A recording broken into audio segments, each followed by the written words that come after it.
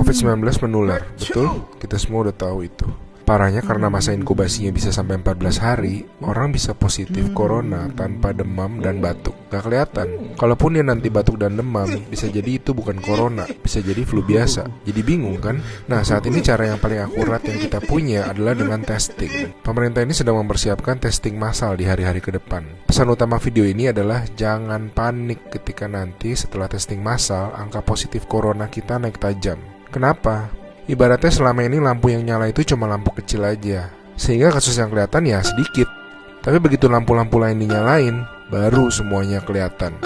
Jadi kalau nanti dalam sehari angkanya naik tinggi, artinya bukan dalam sehari tiba-tiba terinfeksi menyebar. Oh my god, penyebarannya cepat sekali, dalam sehari naik sekian. Lebih tepatnya, dalam sehari kelihatan banyak kasus positif yang terinfeksinya itu dari kemarin-kemarin, tapi belum kelihatan. Ngerti ya bedanya ya? Pahit emang rasanya ngeliat fakta, tapi ini penting banget. Makin kelihatan, makin mereka bisa diisolasi sehingga nggak nularin ke orang-orang yang lebih banyak lagi. Korea Selatan tuh ngelawan COVID dengan cara ini. Mereka ngetes 300.000 orang dalam 7 minggu, sehingga mereka nemuin 8.000 orang yang langsung diisolasi, sehingga tidak menginfeksi khalayak yang lebih luas lagi. Kurva mereka langsung gepeng. Alasan lain untuk tidak serta-merta panik, COVID-19 itu penyakit dengan berbagai tingkatan menurut WHO. Secara statistik, sebagian besar kasus-kasus yang akan positif nanti akan masuk ke dalam kategori sedang. Dan secara statistik, kebanyakan bisa sembuh. Tetap berbahaya, tetap harus sangat waspada, tapi lengkapnya baca-baca jurnal resmi WHO ya.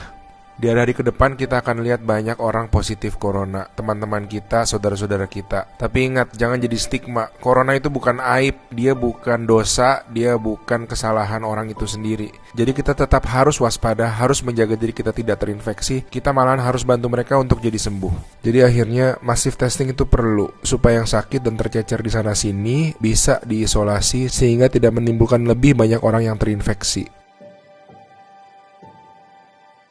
Pahit rasanya nanti ngeliat angka-angka ke depan, tapi ini langkah yang sebetulnya sangat positif.